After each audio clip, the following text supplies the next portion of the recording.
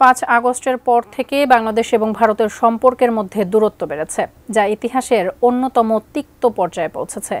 6 মাস পেরিয়ে গেলেও এখনও তা অস্বাভাবিক। কিন্তু এই সম্পর্ক উন্নতির পথে এগোবে নাকি চলমান অবস্থায় বজায় থাকবে?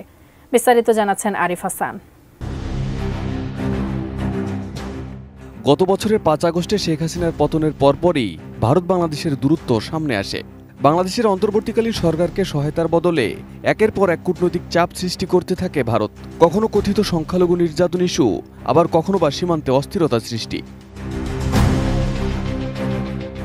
বাংলাদেশের রাজনৈতিক প্রেক্ষাপট পরিবর্তনের 6 মাস পেরিয়ে গেলেও ঢাকা দিল্লির সম্পর্কের বরফ এখনো গলেনি। এমন অবস্থায় দুই দেশের সম্পর্ক উন্নয়নে কোন পথে হাঁটছে দুই দেশ তা এখনো অস্পষ্ট। সোমবার পররাষ্ট্র মন্ত্রণালয়ের এক ব্রিফিংয়ে পররাষ্ট্র উপদেষ্টা তৌহিদ হোসেন জানান, ভারতকে সিদ্ধান্ত নিতে হবে তারা বাংলাদেশের সাথে কেমন সম্পর্ক চায়। এ বিষয়ে বাংলাদেশ তার জায়গায় স্পষ্ট। আমরা ভারতের সাথে গুড ওয়ার্কিং রিলেশন এই শব্দটা আমরা ব্যবহার করি, আমরা সেটা চাই, এবং on the basis of mutual respect and reciprocal interest, এটাই। এবং এ ব্যাপারে আমাদের কোনো স্পষ্টতা নেই।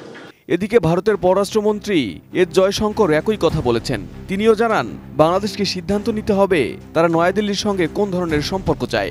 তিনি বলেন, দুই দেশ খুবই বিশেষ ইতিহাস ধারণ করে, যার শিকড় 1971 সালে বলে উল্লেখ করেন তিনি। কাঠ ও পিভিসি ম্যাটেরিয়ালের সংমিশ্রণে তৈরি আধুনিক আরএফএল উডিডো, কাঠের চেয়েও কঠোর।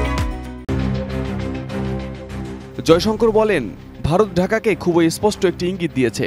ভারত দেখতে চায় বাংলাদেশে চলমান সমস্যা বন্ধ হয়েছে এবং দুদেশের স্বাভাবিক দ্বিপক্ষীয় সম্পর্ক পুনরায় চালু হয়েছে। কিন্তু সীমান্তের ওপার থেকে ক্রমাগত আসা ভারত বিদ্বেষী বার্তায় অসন্তুষ্ট নয়াদিল্লি।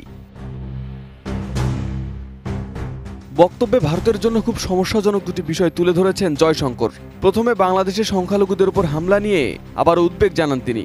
বলেন, এটি এমন একটি বিষয় যা ভারতীয়দের চিন্তাভাবনার উপর প্রভাব ফেলে এবং এটা নিয়ে আমাদের সোচ্চার হতে হবে, যেটা আমরা হয়েছি।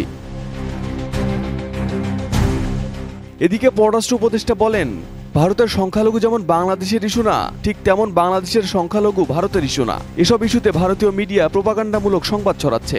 এমনকি ভারতীয় রাজনীতিবিদরা বাংলাদেশের বিরুদ্ধে অহরহ বক্তব্য দিচ্ছেন বলে অভিযোগ করেন তিনি। ওনাদের একজন কেন্দ্রীয় মন্ত্রী অহরহ বাংলাদেশের বিরুদ্ধে বক্তব্য দিয়ে যাচ্ছেন। তো আমরা ঠিক আছে, এগুলি চলতে থাকবে ধরে নিয়েই তো আমরা চেষ্টা করতেছি যে সম্পর্ক ভালো করা যায় কিনা। কাজে আমাদের অবস্থানটা সেটাই, যে আশপাশ থেকে দু চারজন কি বললো না বললো সেটাতে মনোযোগ না দিয়ে আমরা বরং আমাদের সম্পর্ক ভালো করার চেষ্টা করি। জুলাই গণহত্যার বিচারের জন্য শেখ হাসিনাকে ফিরিয়ে আনতে গত মাসে ভারতকে কূটনৈতিক চিঠি পাঠিয়েছিল বাংলাদেশ। তবে মাস পেরিয়ে গেলেও তার কোনো জবাব দেয়নি দিল্লি। এমনকি সম্পর্ক উন্নয়নে দেশটির কার্যকরী পদক্ষেপ চোখে না পড়লেও এখনো বাংলাদেশ নিয়ে কথিত উদ্বেগ প্রকাশ করে যাচ্ছে দেশটি। এমন অবস্থায় প্রশ্ন থেকেই যায়, আদৌ বাংলাদেশের সাথে স্বাভাবিক সম্পর্ক চায় ভারত?